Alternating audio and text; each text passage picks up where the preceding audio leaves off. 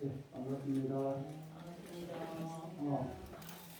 이런저런 인연으로 제가 이제 도암 스님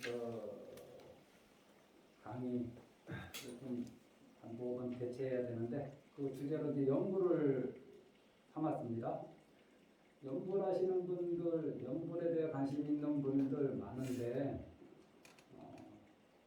중간에 자꾸 이렇게 그만두거나 자꾸 의심이 생기는 경우가 있습니다. 그래서 힘을 못 받는데 이 천태지자 스님, 우리나라에도 천태종 있죠. 네. 중국에도 천태종 있고 이 스님으로부터 시작된 거거든요. 그러니까 그 불교 역사적인 그 자체가 굉장히 크신 스님이죠. 그리고 법화경을 소위경전으로 삼으셔갖고 우리나라 천태종에서도 주로 법화경을 많이 말씀하실 겁니다. 우리 천태종은 저기 본사가 어디죠, 본사님? 구민사. 구인사. 예. 거기에서는 주로 법화 참회나 뭐 이런 법문 많이 하시죠? 예. 자, 한번 이 의심 끊고 연돌라세 이거를 통해서 무슨 고차원적인 불교 이론을 배운다기보다 이 책을 인연으로 해서 또 이 시간을 인연으로 해서 의심이 한번 끊어졌으면 좋겠다. 그리고 이제 연구를 좀 하자. 이것만 성취하면은 강의가 얼마나 뭐 좋으냐 안 좋으냐 이건 별 중요한 게 아닌 것 같습니다. 진도를 또 얼마나 나가느냐 안 나가느냐도 중요하지 않고 진도를 다 나갔는데 여전히 의심이 드글드글하고 연구를 하지 않는다면은 이 공부를 할 의미가 없잖아요. 단 5분만 공부해도 그래 이제 한번 연구를 해보자 라는 마음이 생긴다면은 뭐 더 강의할 이유도 없는 거고요. 그분한테는 3쪽 한번 펴보세요. 제가 이 밴드에도 한번 올린 글인데 무제대사 신약방이 마음심에다가 양옆에다 이게 처방전할 때 방자죠. 같이 제가 한번 읽어보겠습니다. 무제대사는 뒤에 보면 이제 어느 분인지 나와요. 무제대사께서는 세상 사람들에게 이렇게 일깨우셨다. 무릇 집안을 잘 거느리고 나라를 다스리며 도를 배우고 자신을 수양하려는 사람은 모름지기 먼저 내가 처방해주는 10가지 맛의 미묘한 마음의 약을 복용하여야 다야오로 뜻을 성취할 수 있다. 그 10가지 맛이란 무엇인가? 첫째는 좋은 창자 한가닥. 흔히 속 좋다는 의미로 유화장이 튼튼하며 남의 어떤 말이나 행동도 비위에 거슬리지 않고 잘 받아 소화해냄을 뜻함. 정말 중요하죠. 인생사 살아가면서 내 비위 거슬리는 말을 얼마나 많이 듣고 살아갑니까? 내 감정 거슬리는 말, 나를 존중해 주지 않는 말, 나를 무시하는 말, 그거는 집안에서도 가장 가까운 가족들한테서도 늘상 이런 환경에 노출되어 있을 수 있고 친구 사이에서도 또는 전혀 모르는 생면부지의 사람한테서도 이런 대접을 받을 수 있죠. 회사에서도 이런 대접을 받을 수 있고 이럴 때 잘 받아 소화해내는 거, 잘 받아서 소화해내지 않으면 보통 어떻게 반응하냐면은 밖으로 폭발하거나 아니면은 자신이 그냥 받아가지고 끙끙대는 거죠. 화풀이할 만한 용기는 없고 그러니까 끙끙대다가 자기 마음이 크게 다치는 거죠. 예, 뭐 문제 있습니다.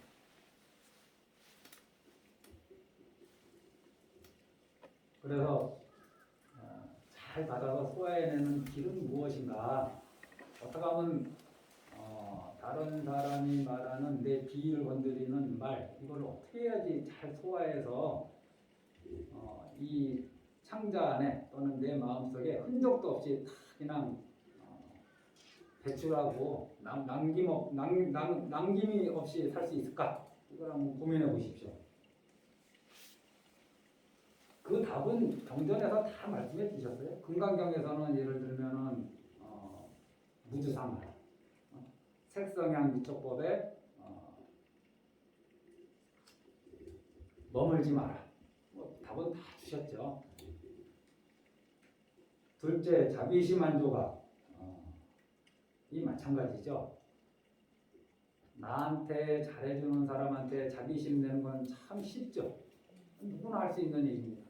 하지만은 나한테 무관심한 사람, 나한테 적대감을 가지고 있는 사람한테 그래도 자비심이 한 조각을 끝까지 놓치지 않고 지키고 있는 것, 이것이 저 사람을 위한 것이 아니라 내 자신을 위한 것임을 확실히 이해하고 믿는다면은 나를 미워하는 사람에 대해서 미워하지 않는 마음을 갖는 것이 결코 손해가 아니다.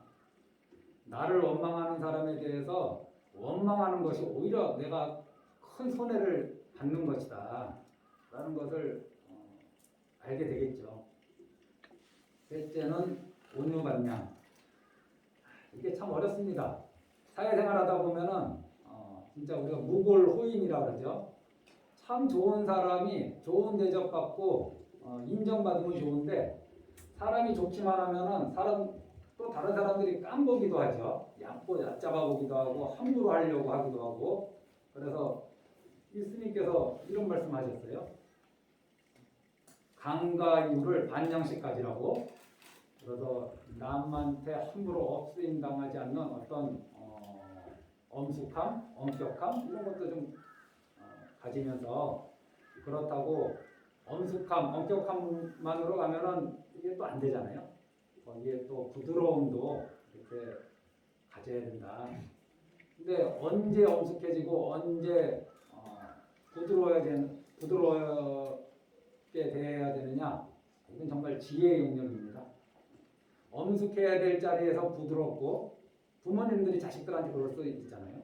가족들한테 엄숙할 자리에서 부드럽고 부드러울 자리에서 엄숙하게 대한다면은 좋은 효과가 날 수가 없죠. 한번 고민해 보시기 바랍니다. 이 처방전이잖아요. 이 처방전을 어떻게 쓸 것인가는 이제 처방전 받은 사람의 목이잖아요. 처방전을 준 의사의 목이 아니고. 네 번째는 도리삼품. 사람들은 참 옳고 그름을 따지기 좋아합니다. 이걸 도리라 그러죠. 이치라 그러고. 그래서 맞지 않다, 도리에 맞지 않다 생각하면은 반감도 일어나고 여러 가지 문제가 생기죠, 그 사람하고. 그런데 인간사가 그렇지 않다라고 평생 도만 닦으신 분이, 깨달으신 분이 이런 말씀하십니다. 이치에만 빠져서 살지 말고 거기에 그 사람의 그 개인적인 사정, 어떤 인정 이런 거를 잃지 말라고. 그래서 도리삼품이면 나머지 7%는 뭐겠어요? 인정이겠죠. 그 다음 다섯 번째는 요긴한 믿음과 행실. 요거는 이제 우리가 앞으로 공부할 겁니다. 여섯 번째는 중직 일계라고 하는데 이게 흑성이겠잖아요. 여기는 뭐 중용과 정직 한 덩어리 이렇게 이제 얘기하십니다. 일곱 번째는 토순열품 10분이죠. 이거는 뭐 반푼도 아니고 반냥도 아니고 100% 하라는 겁니다. 여덟째 성실한계. 이게 노실일계라고 되어 있는데 노인처럼 차분하고 원숙함, 성실함 뭐 이런. 노인이 항상 차분하고 원숙하지는 않거든요. 노인도 황당한 일 많이 저질러요. 뉴스 보면.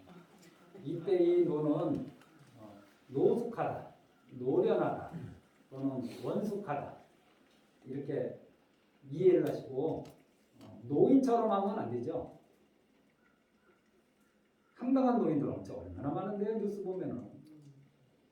그래서 아주 노숙하고 노련한 그러면서도 이 실다움을 잃지 않아. 노숙하고 노련하게 되면 어떻게 되느냐?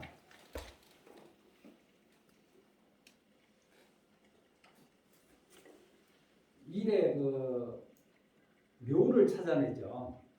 그래서 어떤 진실보다는 좋은 게 좋다. 자꾸 그러냐? 그냥 좋게 좋게 넘어가자. 이게 노련한 사람들이 많이 쓰는 태도이거든요. 너무 그렇게 박하게 굴지 말자. 그런데 노련하면서도 이 실을 잃지 않는 거, 이 실이 진실일 수도 있고, 뭐 성실일 수도 있고, 이게 참 쉽지 않은 거죠. 아홉째는 이제 음질 전용, 음질, 뭐 절이나 질로 다 뭐 읽을 수 있다고 합니다. 음질은 저거라고 합니다. 하늘에서 백성들을 이렇게 자애로 이렇게 보살피는 거, 하늘이 옛날 사람들의 사유잖아요. 하느님이 보호하사, 우리나라 애국가처럼. 그래서 하느님이, 하늘이 백성을 이렇게 사랑하고 아끼는 것. 그런데 우리가 그것을 잘 못 느끼죠. 그래서 음질은 이거는 음덕이라고 보셔도 될 겁니다. 덕을 짓는데 양덕과 음덕이 있잖아요. 내가 방생한다고 SNS에 물고기나 주는 사진, 그리고 여기에 쌀을 쌓아놓고 어려운 이웃들 한테 드린다고 이렇게 사진도 올리는 것, 이거는 이제 양덕이라고 할 수 있습니다. 드러나는 덕이죠. 근데 이제 음덕은 아무도 모르는 거예요. 하지만 덕은 어떤 덕이 더 크겠습니까? 음덕이 더 크죠. 그래서 어떤 덕을 더 짓기 쉽겠습니까? 양덕을 짓기. 이게 참 묘하죠. 분명히 음덕이 더 큰 걸 우리는 그냥 충분히 이해하지 못해도 감은 오는데, 음덕은 계속 지키기가 힘들어요. 근데 양덕은 꾸준하게 하기 쉽죠. 음덕에 비해서. 이 방생을 이렇게 해왔지만은 1년 넘게 꾸준하게 하시는 건 쉽죠. 하지만은 아무도 몰래 이렇게 방생하는 하는 거는 쉽지 않습니다. 아무도 안 알아주고, 그런데 아무도 안 알아줘도 아무 상관도 없는 거죠, 사실은. 음덕이라는 그 이치를 이해하면은. 그래서 음질은 이제 하늘의 백성을 사랑하는, 백성이 알아차리지 못하게 사랑하는 그런 것을 얘기한다. 우리도 불교로 치면은 불보살님의 가피라고, 명가피라고, 그윽하고 은은하게 가피해 주시는 것. 10번째는 이제 방편은 많고 적음을 가리지 않은, 이거는 정말 지혜로운 사람의 영역입니다. 자기 방법만 고집하는 사람이 있어요. 부모님이 자식을 가르치는 데 있어서도 자기 방법만 고집하고, 아내가 남편을 대하는 데 있어서도 자기 방법만 고집하고, 남편이 아내를 대하는 데 있어서도 자기 방법만 고집하죠. 방편이 많은데 그 방편에 대해서는 별 관심을 안 둬요. 자기 방편이 제일 맞다고 생각하는지, 이것밖에 없다고 생각하는지 모르겠지만은 거기에 집착 끊고 시적절하게 좋은 방편을 제시하면 그게 지혜로운 사람이죠. 이런 상황인데도 자기 방편 고집하고, 저런 상황인데도 자기 방편 고집하면 이 사람이 어디에 한 곳에 꽉 막혀 있고 머무는 사람 아닌가요? 고정관념에 탁 갇혀 있는 사람. 이 약 가운데 이 약을 몇 가지만 쓸 수 있으면 얼마나 좋아요? 단 한 가지만 써도 좋습니다. 이 약은 마음이 넓은 냄비. 뭐 거기에 간대할 간자에다가 막 관심과, 이게 속가자잖아요. 넓은 냄비 안에 넣어 볶되 눌도록 태우지도 말고 조급하게 다루지도 말며. 그러니까 조급해하지 마시라고. 불기운을 3분 정도 제거한 뒤 평등사발 안에 넣어 받는다. 뭐 이런 말은 뭐 그렇게 중요한 게 아니니까요. 3번 생각함이 가루로 빻아 육바람이 알로서 조제하되 보리수 열매만한 크기로 만든다. 이 알약을 하루 3번 복용하는데 시간은 어느 때고 상관없으나 하기애한 국물로 마셔 삼킨다. 이게 뭐 하기탕이라고 하네요. 집안에 하기탕 한 그릇씩 좀 드세요. 분기탕, 싸움탕 이런 거 하지 말고 하기탕. 정말 이와 같이 복용하기만 한다면 치유되지 않을 질병이 없다. 이 약을 복용할 때 절대 가리고 피해야 할 금기사항이 있다. 뭐 언청 행탑. 말은 참 깨끗해. 말은 참 올바져. 그런데 행실이 그 말을 쫓아가지 못하는 사람이 있죠. 자기를 이롭게 하면 남에게 손해를 끼치는 집. 은밀한 가운데 하살을 겨누는 것. 이게 암중전이라고. 어둠 속에서 하살 쏘는 거죠. 그 사람 없는 데에서 욕하는 것. 이게 이거거든요. 뱃속에 독을 품은 집. 이게 두중복이라 그럽니다. 두중복. 스님께서 말씀하신 거는 이게 배나 마음을 뜻하는 두자거든요. 웃음 속에 서슬퍼런 칼을 꽂는 집. 소리도. 소리장도라고 보통 많이 합니다. 소리, 웃을 소, 그 소음이, 그래서 웃음 속에 장도, 장은 감출장이거든요. 그 다음에 칼도자에서 웃음 속에 칼을 감춘다 해서 소리장도란 말을 많이 씁니다. 소리도. 이런 사람 만나면 인생 힘들죠. 겉으로는 나한테 친근하게 다가오는데 사실은 그것이 다 나한테 칼질해야 되는 일을 하는 사람이 있거든요. 나하고 악연인 사람이죠. 어떤 이유인지 모르지만은 나는 100% 신뢰를 줬는데 저 사람이 나한테 50% 신뢰만 줬다면 그나마 다행인데 100% 신뢰를 줬는데 저 사람은 나한테 100% 칼질만 하는 거야. 보이지 않는 곳에서. 웃음 속에서. 대가리 둘 달린 뱀 같은 집. 이거는 이제 양설이라고 보면 되죠. 이쪽에서 이렇게 얘기하고 저쪽에서 저렇게 얘기해서 머리 하나 입 하나 이렇게 살아야 되는데 머리 둘 입 둘 이런 식으로 살아가는 거. 그 다음에 고요하고 평안한 곳에 갑자기 바람과 물결을 일으키는 집. 평지풍파라죠. 여기는 평지기 풍파라고 되어 있는데 이런 사람들도 있습니다. 가만히 있다가 그냥 갑자기 그냥 부럭 성질을 내거나 고요히 조용히 넘어갈 일도 분란을 일으키는 사람이 항상 있습니다. 그럼 이런 사람을 나는 내가 이런 짓을 하지 말아야 되며 이런 사람을 하고 인연을 맺으며 살아갈 때 나는 어떻게 해야 되는가? 저 사람이 평지풍파를 일으켰을 때 나도 같이 평지풍파를 일으키는 것이 평지풍파는 평지풍파로 다스리는 는 쉽죠. 누구나 그 방법을 먼저 선택합니다. 그 길 말고 다른 길은 무엇인가? 우리가 이제 숙제죠. 이상 7가지는 모름지기 한식밥이 금지해야 한다. 위와 같은 10가지 맛의 약을 만약 전부 사용하여 복용할 수 있다면 최상의 복록가 수명을 누리며 부처가 되고 조사가 될 수 있다. 그리고 10가지 가운데 너댓 가지만 사용할 것 같으면 그래도 제약을 소멸하고 수명을 연장하며 재앙을 해소하고 우환을 피할 수 있다. 그러나 10가지 맛의 처방을 어느 하나도 사용하지 않는다면 후회해봤자 전혀 소용없게 된다. 그런 자는 비록 편작과 노이 같은 신의가 있더라도 이른바 질병이 고황에 퍼진 상태인지라. 이 고황이라는 것이 저는 한의학을 잘 모르니까 심장 아래 명치 위라고 합니다. 치명적인 곳이죠. 심장 아래 명치 위. 그래서 여기에 병이 들어가면은 불치병이 된다 그래요. 고황은 불치병, 거의 동의어로 이렇게 생각하시면 돼요. 고황이라는 것이 이제 그런 의미라고 합니다. 치료하기 매우 어렵다. 이런 자는 설령 천지신명께 기도하고 축원 올리더라도 헛수고일 따름이다. 마찬가지죠.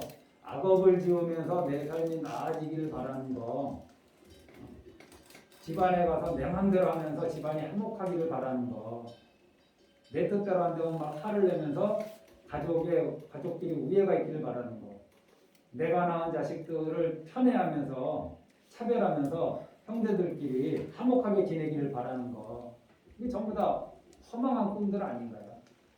이게 첫째와 둘째를 차별하면서 둘 사이에 앙금을 남겨놓고 절에 와서 아무리 형제간에 위에 있게 해달라고 기도한들 그 기도가 얼마나 큰 힘이 있겠습니까?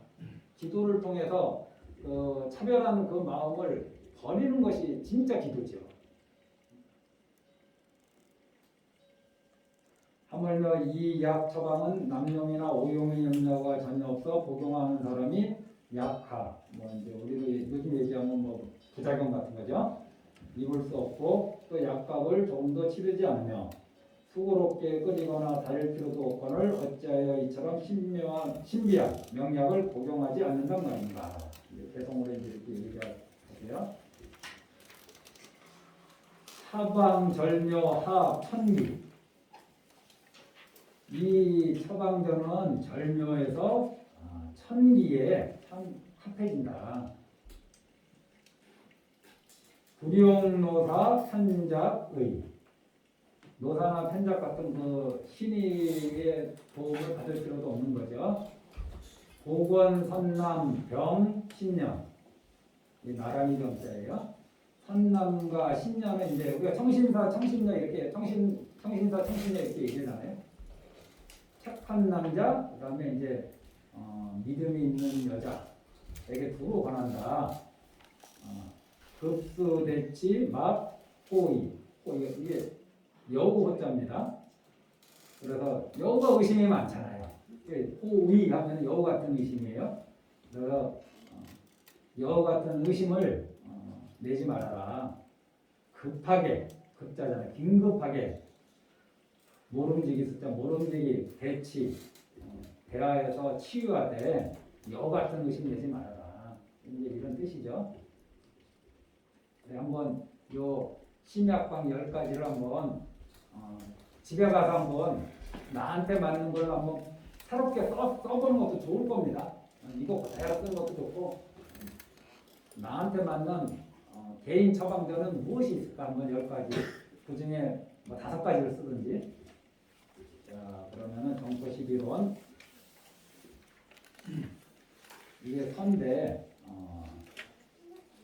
요 해제는 한번 읽어보시죠.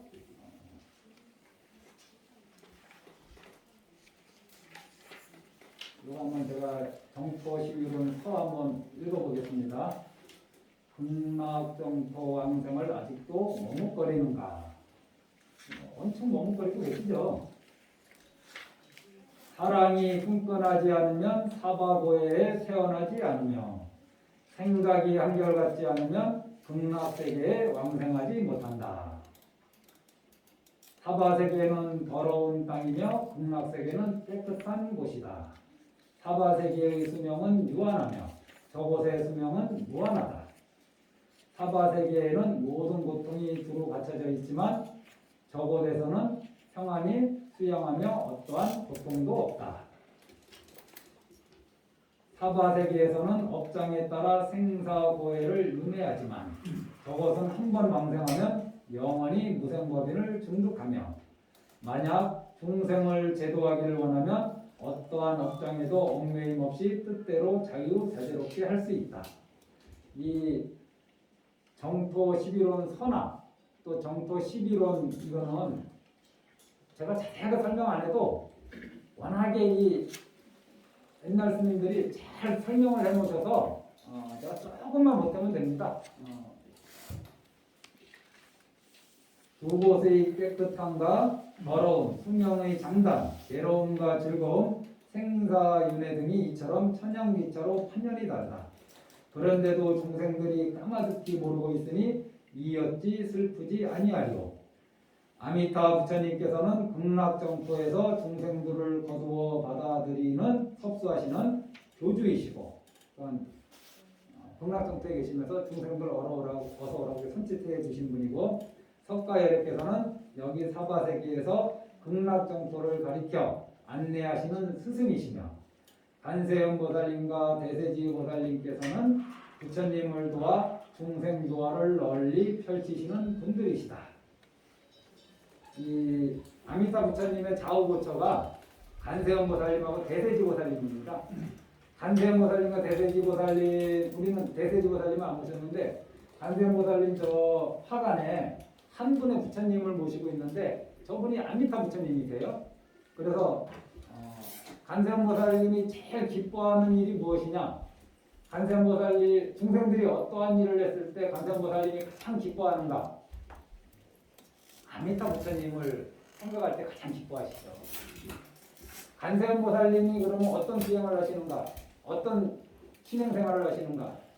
아미타 부처님을 염하시는 거죠. 당신이 도주를 모시고 있는 분하고 다른 생각을 하겠습니까? 관세음보살님 우리 불사님들 참 좋아하시고 옛날부터 우리 할매들 나무 관세음보살, 관세음보살 뭐 같이 읽어버리잖아요. 나무 관세음보살, 나무 아미타불 같이 읽어버리잖아요. 나무 아미타불 관세음보살 이 순서를 읽던가요? 옛날 어르신들이. 그래서 관세음보살님이나 대세지보살님이 제일 중생들한테 바라시는 게 무엇이냐? 아미타 부처님을 잊지 말아라. 그래서 저는 바로 이렇게 얘기합니다. 스님 저는 그러면 관세음보살님을 지금까지 20년 넘게 불러왔는데 어떡합니까? 그러면 의심하지 마시고 관세음보살님을 부르십시오. 관세음보살님을 불러도 아미타 부처님의 가피가 있습니다. 하지만 모든 영들은 그 총 대명사가 아미타 부처님이기 때문에 중간에 어떤 인연이 있어서 아미타 부처님으로 부를 인연이 오면은 거부하지 말고 받아들이시라고 그렇게 항상 말씀드립니다. 이러한 까닭에 석가열애께서 한평생 가르침을 펴신 경전들은 도처에서 강곡하고 자상하게 극락원생을 권유하고 있다. 아미타 부처님과 관세음보살님, 대세지보살님께서는 커다란 원력의 배를 타시고 생사고통의 바다의 뜻이여 이쪽 언덕에도 집착하지 않고 저쪽 언덕에도 머물지 않으시며 중간 물살에도 멈추지 않으신 채로 오직 중생제도를 불사로 행하신다. 그래서 이런 말이 무슨 의미일까 이렇게 뭐 궁금함이 생기던 건 앞으로 의문이 풀어질 거라 생각합니다. 그래서 아미타경에서는 이렇게 말씀하신다. 만약 선남자 선녀이니 이거 굉장히 아미타경의 핵심 내용입니다. 아미타 부처님을 듣고 그 명호를 붙잡아 지니기를 하루 내지 이래 동안 하면서 한마음 틀어지지 않으면 이게 일심불란이거든요. 한마음이 어지럽지 않고 오로지 아미타 부처님만 생각하면 그 사람의 목숨이 닿을 때 아미타 부처님께서 무성인 대중과 함께 그 사람 앞에 나타나시리니 이 사람은 목숨이 끊어질 때 마음이 뒤바뀌지 아니하면 곧장 극락국토에 왕생하게 된다. 또 이제 무량수경에서 이렇게 말씀하신다. 시방세계의 중생들이 나의 명호를 듣고 나의 국토를 생각하며 온갖 공덕의 뿌리를 심으면서 나의 국토에 생겨나기를 지극한 마음으로 해양 기도하여 정말 그 소원을 이루지 못할 것 같으면 나는 결코 올바른 깨달음, 정각을 이루지 않겠노라. 근데 덕장미국께서 아미타 부처님이 되셨잖아요. 그래서 이 소원이 성취된 거거든요. 네. 그런데 이런 말을 들으면 의심이 딱 생기는 분들이 있어요. 정말 그럴까? 그래서 이 의심이 염불의 가장 큰 장애입니다. 이거 진짜 부처님이 직접 말씀하신 건가? 후대에 지어놓은 거 아닌가? 후대에 뭐 중국 사람들이 만들어 놓은 경전 아닌가? 아미타 부처님이 실제로 계시기는 한가? 극락국토가 실제로 있기는 한가? 여러 가지 의심들이 생기죠. 그래서 그 의심을 하면은 그 사람한테 어떤 이득이 있느냐? 그래서 그 의심 때문에 그래 나는 연구를 안 해. 그럼 다른 거 해야지 하면 다른 것도 안 해요. 다른 걸 하면서 의심을 하면은 내가 또 아무 말도 안 해. 부처님 방편이 수없이 많으니까. 그냥 의심만 하고 의심해서 끝나는 거예요. 대부분의 사람들이. 그래서 기원정사의 무상원, 이 무상원은 이제 열반당이라고 하네요. 경전한 자들에게 서쪽을 향해 극락국토의 정토에 왕생하는 생각을 하도록 했다고 한다. 무릇 아미타 부처님의 강명은 막힘이나 한량이 없어 시방 법계를 두루 비추면서 염불하는 중생들을 빠뜨림 없이 모두 거두어 받아들이시기 때문이다. 성인과 범부는 본디 한 몸인지라 기연만 맞으면 서로 감응하여 통하게 마련이다. 이 기연을 이제 불교에서 많이 쓰는데 기자는 이제 우리가 흔히 금기라고 그러잖아요. 상금기, 중금기, 하금기. 그 사람의 어떠한 자질 같은 거 얘기하죠. 금기는. 상금기는 육조 해능대사 같은 분들은 상금기 중에 상금기죠. 그분을 깨달음으로 이끌기 위한 금강경의 말씀이 무엇인가요? 웅무소주 이생기시.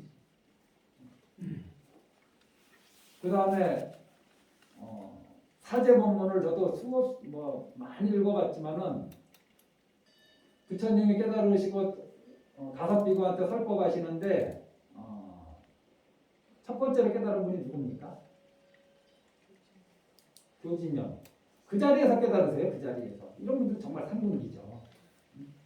하지만 역대 깨달았던 분들이 보통 20년, 30년 젊음밖에 안 나가고 수행만 하신 분들이 20년, 30년 오로지 한 길로만. 그래도 상분기라고 할 수 있습니다. 이번 생에 이 공부를 마친다면. 그래서 그 사람의 금기와 여는 저는 인연인데 이게 법연이라고 생각합니다. 이 사람의 금기와 이 금기에 맞는 법연이 딱 맞아 떨어지면은 그리고 감응하면 통하기 마련이죠. 모든 부처님 마음 안에 중생은 티끌티끌마다 극락세계이고 중생들 마음속 정토는 생각생각마다 아미타 부처님이다. 내가 이러한 이치로 보건대 누구나 쉽게 극락왕생할 수 있다. 지혜로운 자는 의심을 끊을 수 있기 때문에 쉽게 왕생할 수 있고 선정에 드는 이는 마음이 어지럽게 흩어지지 않기 때문에 쉽게 왕생할 수 있다. 또 계율을 잘 지키는 자는 온갖 오염을 멀리하기 때문에 쉽게 왕생할 수 있고 도시를 즐겨하는 이는 나라는 생각이 없어서 쉽게 왕생할 수 있다. 이게 내 것이다라는 생각이 강한 사람은 고시하기 힘들죠. 인욕을 잘하는 자는 성내지 않기 때문에 쉽게 왕생할 수 있고 용맹스럽게 정진하는 이는 뒤로 물러나지 않기에 쉽게 왕생할 수 있다. 그리고 선도 행하지 않고 악도 짓지 않는 자는 생각이 오롯이 한결같기 때문에 쉽게 왕생할 수 있고 온갖 제약을 지어 업보가 눈앞에 나타나는 이는 정말로 부끄러워하고 두려워하기에 쉽게 왕생할 수 있다. 다 왕생할 수 있다는 뜻입니다. 그런데 비록 온갖 선행을 쌓았더라도 만약 정성과 신심이 없고 깊은 마음도 없으며 극락왕생에 해양 발언하는 마음도 없는 자라면 상품 상생에 왕생할 수 없다. 온갖 선행을 짓고 수행하지 않으면 천상에 태어납니다. 아니면 인간으로 태어나면은 삼성가나 만수르 지방 같은 데 태어나는 거죠. 태어나는 순간부터 부족함이 하나도 없는 세상.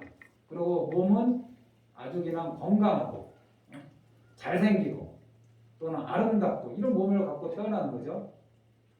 우리가 이렇게 얼굴이 다 다르게 태어나고 가진 법이 다 이렇게 다르고 만나는 인연이 이렇게 다 다른 거는 그게 바로 자기 복입니다.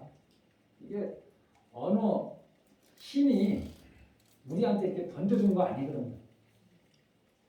신이 만약에 준 거라면 신을 탓해야죠. 왜 누구는 태어날 때부터 저 부유한 집안에 건강하게 태어나게 하고 누구는 태어날 때부터 저 아프리카나 저기 북한이나 이런 데 힘든 데 태어나서 몸도 건강하지 않고 집안 환경도 어렵고 이런 곳에 태어나서 시작을 하게 하느냐 이거죠. 도대체 무슨 잘못이 있길래. 잘못이 없는데 그렇게 차별을 두었다면 그게 문제고 잘못이 있어서 차별을 뒀다면 어차피 인간고 아닌가요?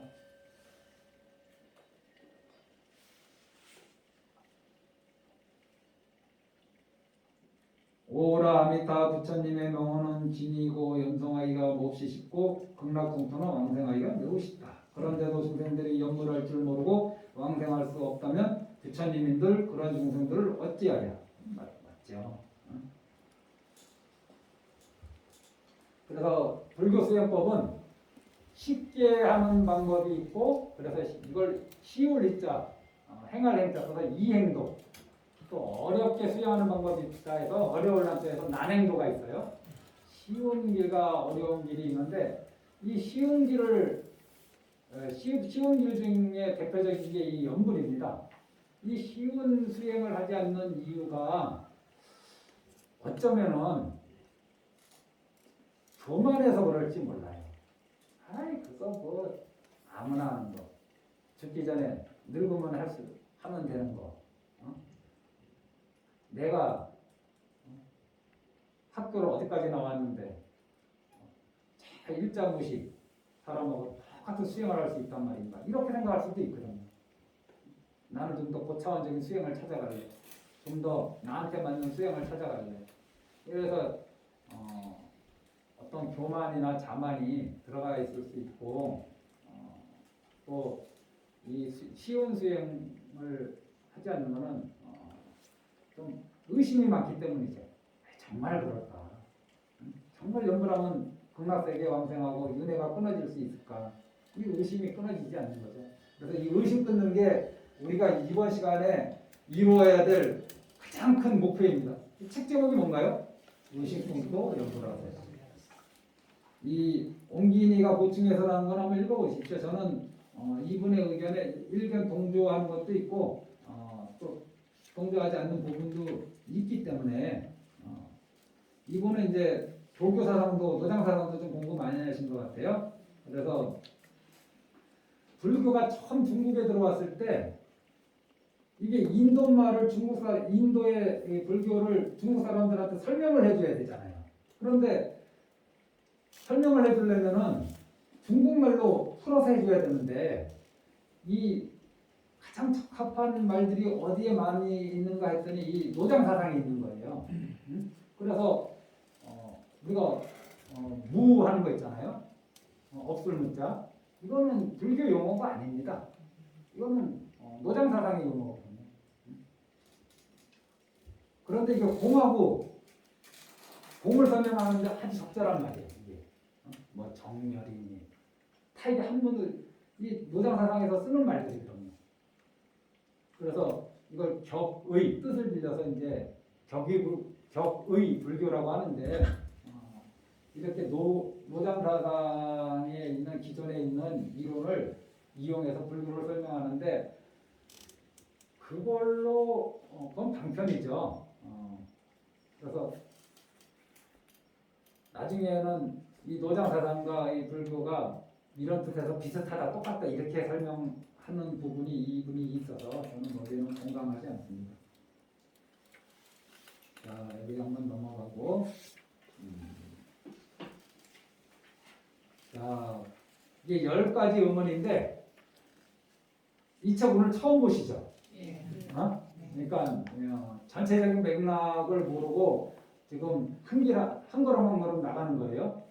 도대체 천태지자 스님께서는 어떤 의심이 있어서 연불을 못하는가, 그거에 대해서 먼저 의심부터 한번 살펴보겠습니다. 의심만. 10가지 의문이 무엇인가? 19쪽 첫 번째 의문이 뭐냐? 근데 의문 첫 번째 천태지자 스님이 첫 번째 의문으로 던져놨는데 2부를 읽으시고 나면 거기 의문이 안 생기는데 하면은 이제 이건 아직 우리가 공부가 거기까지 치고 올라가지 못한 거예요. 모든 불보살님들께서는 대자대비를 본업으로 삼으신다는데 만약 중생들을 제도하시고자 한다면 정말로 오직 3개의 몸을 놔두시어 오탁악세와 사막도 가운데서 고통받는 중생들을 구제하셔야 마땅할 줄 압니다. 그런데 어찌하여 극락정토에 왕생하여 스스로 자기 생명만 평안히 수행하며 중생을 내버리고 떠나시려 한단 말입니까? 이는 대자대비가 없는 것이며 오로지 자신의 이익만을 위하는 것이니 보살이 추구하는 보리도에 어긋나지 않습니까? 이 의문에 공감하는가요? 왜냐하면 이 보살이라는 말은 제가 여러 번 말씀드렸는데 이거 한번 좀 설명을 드릴까? 여기 대부분 보살님이라고 불리시고 과다님이라고 불리시는데 다 보살이죠.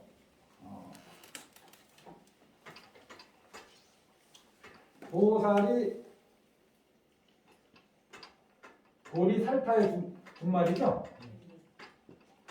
보리는 우리가 많이 삼매합삼머리 할 때요. 이거는 이제 깨달음을 얘기하니까 깨달음을 뜻하는 한문이 각이잖아요. 깨달을 각자. 살타는 생각이 있는 생명체라는 뜻이거든요. 그래서 이거를 있을유 뜻정에서 유정이라고도 얘기해요. 그래서 보리살타를 한문으로 번역하면 각유정, 깨달은 중생. 유정은 중생이란 말하고 똑같은 말입니다. 그래서 보살이란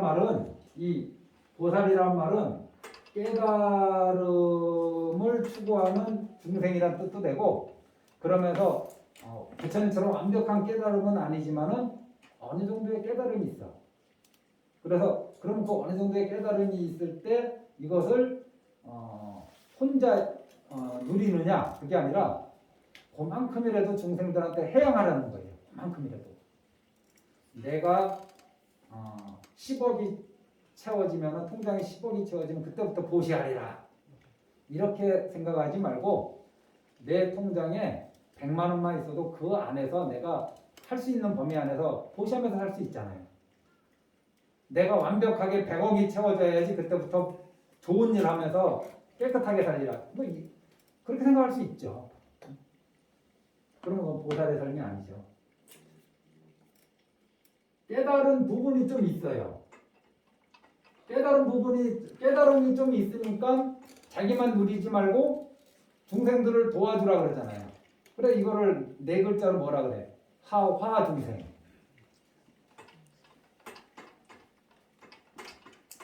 중생을 좀 도와주라고. 그런데 나는 아직 부처님이 아니잖아요.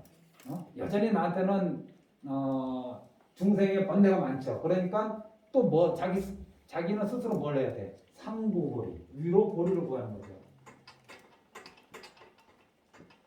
그래서 보살을 풀었으면은 상부보리 하중생이라고 우리가 얘기하거든요. 이 보살이란 이중에서 다 나오는 겁니다. 나는 아직 완벽하지 않기 때문에 깨달음을 추구해야 돼. 그래서 상부보리. 그런데 내가 끝까지 도를 다 이루고 나서 중생을 제도하리라. 이게 아니라 내가 요만큼의 깨달음을 얻었으면은 그걸로 중생한테 또 해양하고, 또 요만큼의 깨달음을 얻었으면 또 중생한테 또 해양하고. 그래서 중생과 함께 같이 가는 거죠. 이게 동사섭 아닌가요? 내가 깨닫고 나서 반드시 마을로 내려가서 중생 제도하리라. 이거는 소승의 수행 모습이라고 얘기합니다. 그리고 보살이란 말 자체가 자기 스스로는 깨달음을 추구하고 그리고 다른 중생을 좋아하는 것을 업으로 삼는 것. 이게 보살이다. 그런데 여기 첫 번째 의문이 뭐냐면은 극락왕생을 자꾸 얘기하니까, 그럼 내가 극락왕생하는 건 상부보리의 길이잖아요. 극락에 가서 완벽한 깨달음을 얻겠다. 여기 하와 중생을 이 사바세계에 내버려두고 지금 극락에 가겠다는 뜻 아닌가요? 그런 거 아닙니까? 그러면 이 보살의 그 바탕이 무엇이냐? 대자대비인데, 대자대비에 어긋나는 거 아닙니까? 이런 이제 의심이에요.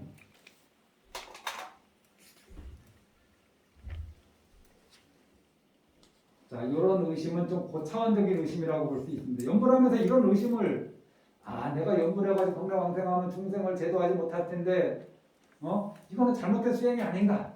이런 의문을 갖고 계신 분이 있는가? 이건 상당히 대자대비한 그 마음에 한번 의심이 딱 들 때 생길 수 있는 그런 의문이다. 자, 23쪽 한번 펴보세요. 처음 이 척을 보시기 때문에 10가지 의문이 뭔지 한번 전체적으로 한번 둘러보고, 두 번째 의문이 뭐냐? 모든 법의 본체는 텅 비어 제법 개공이죠. 제법 이건 채공이라고 돼 있네. 또 같은 말입니다. 본래 생겨남이 없고 평등하며 정멸한데 지금 이내 이곳을 내버리고 저곳을 쫓아 아미타 부처님이 계시다는 서방 정토에 왕생하길 바란다면 이 어찌 이치에 크게 어긋나지 않겠습니까? 제법 개공이에요. 사바세계도 공하고 공락세계도 공한데 왜 굳이 여기를 버리고 자꾸 저기를 쫓아가려고 하는 거 아니냐? 쫓아가려고 하느냐? 우리가 그러잖아요. 내 마음속에 아미타 부처님이 있으면 되지 굳이 공락을 구할 이유가 뭐가 있느냐? 이런 말을 하시는 분들이 있거든요. 그래서 어른 스님들은 이럴 때 뭐라고 얘기하냐면 여기 뒤에 뜻이 나오겠지만은 그게 이치에 맞긴 맞지만은 우리가 저 49제나 뭐 백중될 때 이런 법문을 강전을 영감님들한테 많이 들려드렸어요. 그게 이치에 맞긴 맞지만은 정말 너 자신이 그 정도 수준이 되느냐? 죽음에 임박했을 때 정말 너와 아미타가 다르지 않다는 것을 확연히 알고서 여여하게 극락에 갈 수 있는 공부가 돼 있느냐. 업에 끄달려 지옥에 갈지 아기로 태어날지 축생으로 갈지 자기 업에 끄달려 정신 못 차릴 판에. 자, 일단 이런 의문이 두 번째 의문입니다. 이런 의문 때문에 나는 연불 못하겠다 하시는 분 있는가요?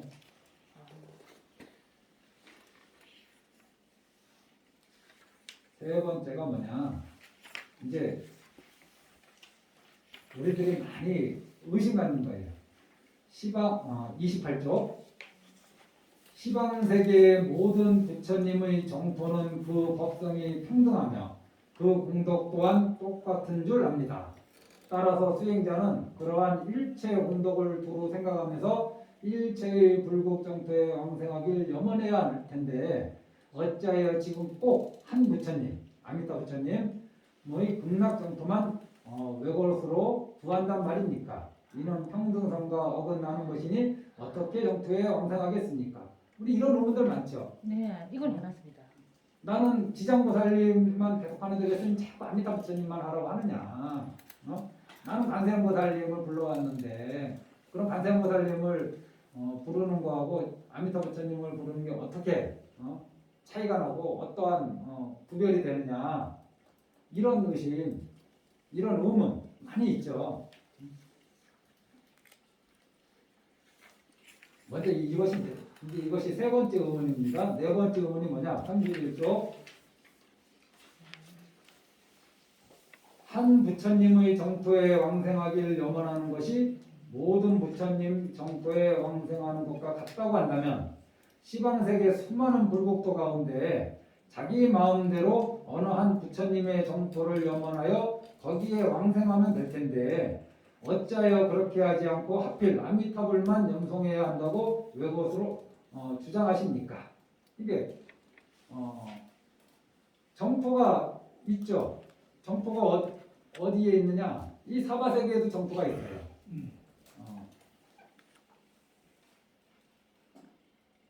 미륵보살님이 계시는 도솔천이 정토입니다. 거기는 정토가 어떤 곳이냐? 성인이 사는 곳을 정토라고 그래요. 성인이 사는 곳. 그런데 성인만 사는 곳이 아니라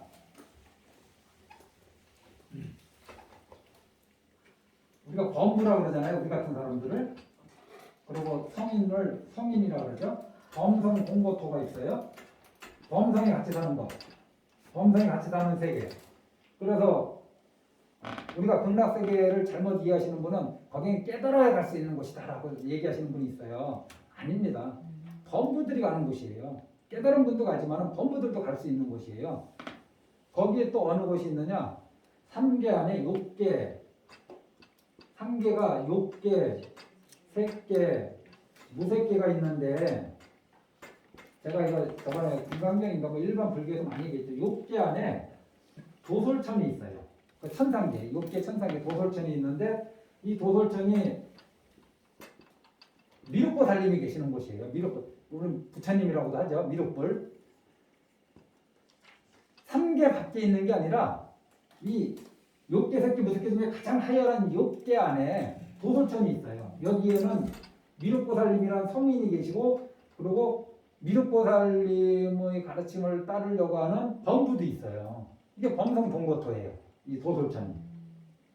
그 범성동고토가 어디냐? 석가모니 부처님 제세시에 석가모니 부처님이 성인이잖아요. 성인이 그때 계셨죠. 그 다음에 석가모니 부처님의 가르침을 따르려고 하는 범부들이 있잖아요. 일반 중생들. 그래서 여기도 인간계도 범성동고토예요. 지금 어디선가 깨달은 분이 있다. 그리고 그분이 성인이잖아요. 그리고 그분을 의지해서 수행하는 일반 범부들이 있다. 그곳이 범성동고토예요. 거기가. 극락세계도 마찬가지. 극락세계는 아미타 부처님과 간세음보살님, 대세지보살님 그리고 모든 많은 보살님들이 머물고 계세요. 그리고 성인들이 사는 곳이야. 그런데 거기에 성인만 있는 것이 아니라 연불을 열심히 해서 성인의 경지까지 못했지만은 범부를 벗어나지 못했지만은 오로지 이 한 업만 있는 사람, 이 업이 제일 센 사람, 연불업이 가장 센 사람이 극락에 가거든요. 그럼 이분도 범부잖아요. 그리고 극락도 범성동고토예요. 이거 범부와 성인이 같이 사는 곳이 이제 정토라고도 얘기할 수 있죠. 범부만 사는 곳은 절대 정토가 될 수 없죠. 그런데 정토 중에 이런 거 말고 예를 들면은 약사열애불 여기도 정토거든요. 약사열애불을 만드신 그 세계도 간세음보살님이 오신 정토죠. 그래서 스님 저는 간세음보살님을 불러서 좀 지장보살님을 불러서 그분이 다스리는 세계에 태어나고 싶은데 그것도 정토라고 할 수 있죠. 그리고 문수보살님, 보현보살님, 대세지보 얼마나 많은 불보살님들이 있어요. 또 그런 석가모니불 그런 곳에 자기 근기에 맞춰서 자기 인연에 맞춰서 그분들을 불러서 거기에 태어나면 될 텐데 왜 굳이 끝까지 아미타 부처님만 부르라고 자꾸 얘기하느냐. 수많은 불보살님의 명호가 있는데 이거 우리가 한 번씩 의문 드는 거 아닌가요? 예. 의문이 이런 게 있다. 5번째 의문이 뭐냐?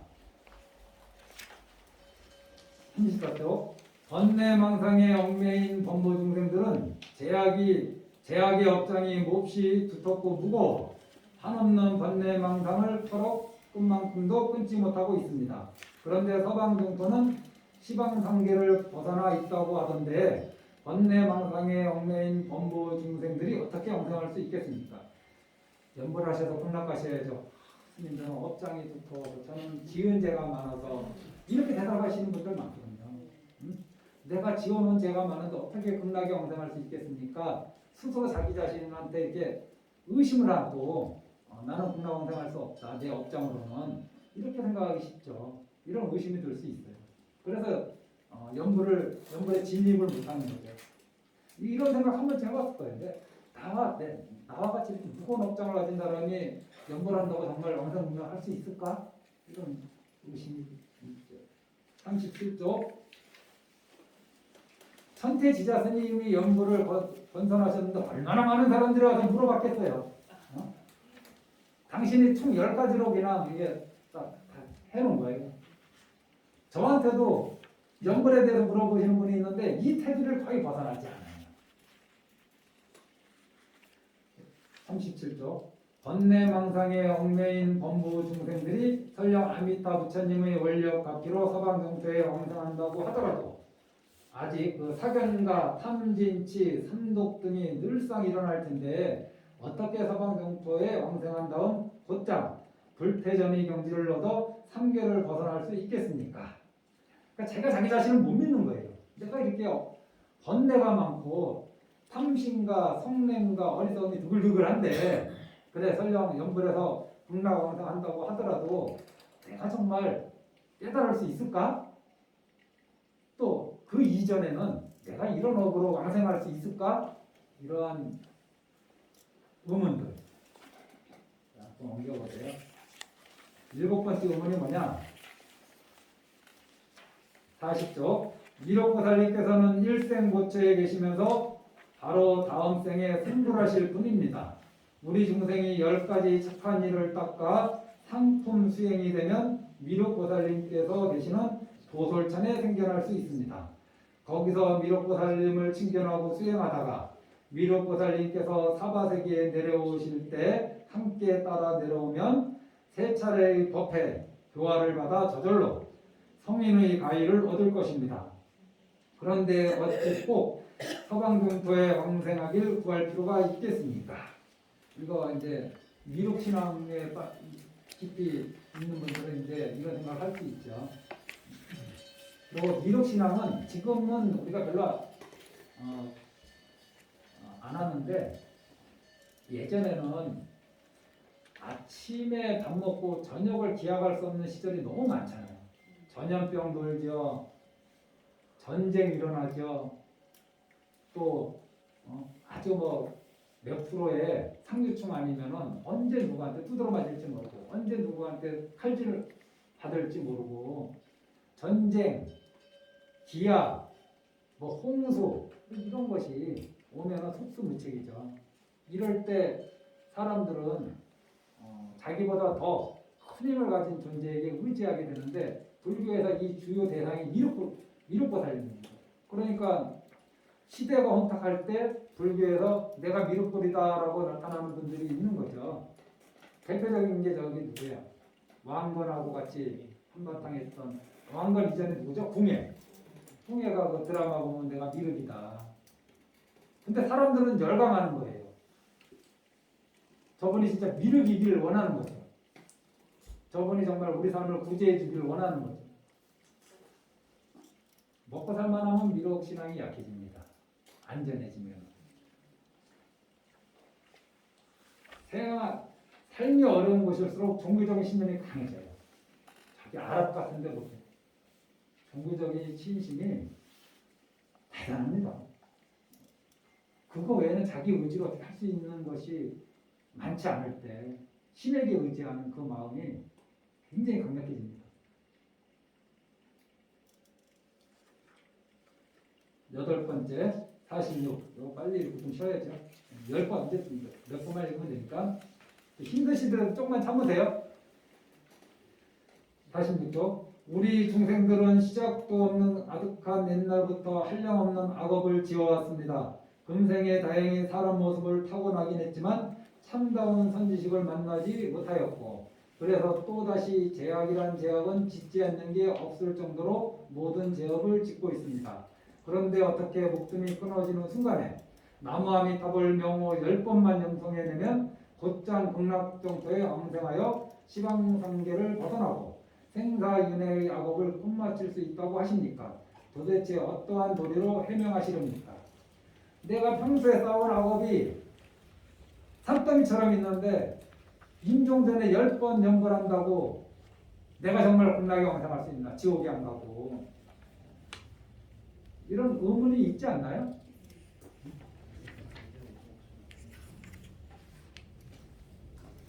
(50쪽) 9번째 의문입니다. 서방경토는 여기서 10만억 불국토나 떨어져 있다는데 열약한 중생이 어떻게 거기까지 갈 수 있겠습니까? 또 왕생론에는 여인과 신체 불구자와 성문 연각의 이승 대중은 극락세계에 생겨나지 않는다고 하는데 정말 이러한 가르침이 있다면 여인과 신체 불구자들은 결정코 극락 왕생할 수 없다는 말씀이 아닙니까? 자, 53쪽. 이제 결정코 서방 정토왕생을 발언하여 구하렵니다. 그럼 여기서 끝나면 되는데 또 의문이 생겼어요. 그런데 어떤 수행 공덕을 닦아야 할 줄 모르겠습니다. 도대체 무엇을 종자로 그 나라에 생겨날 수 있습니까? 또 우리 세속에 사는 범부 중생들은 모두 처자식이 있는데 음욕을 끊지 않아도 거기에 왕생할 수 있는지 모르겠습니다. 나는 생계를 이어가야 돼서 물고기도 죽여야 되고, 나는 생계를 이어가기 위해서 사람들하고 다투기도 해야 되고, 나는 생계를 이어가기 위해서 뭐도 해야 되고, 자식을 위해서 때로는 올바른 일만 하는 건 아니잖아요. 또 부부 사이에 우리가 흔히 얘기하는 섹스가 끊어지지 않잖아요. 이러한 생활 속에서도 연불한다면 왕생할 수 있습니까? 라는 그러한 의문입니다. 이거 말고 개별적으로 또 자기만의 의문이 있을 거예요. 그거는 중간에 저한테 말씀해 주시면 우리 같이 고민해보고 한번 답을 찾아보는 시간을 가져보겠습니다. 쉬었다 하죠?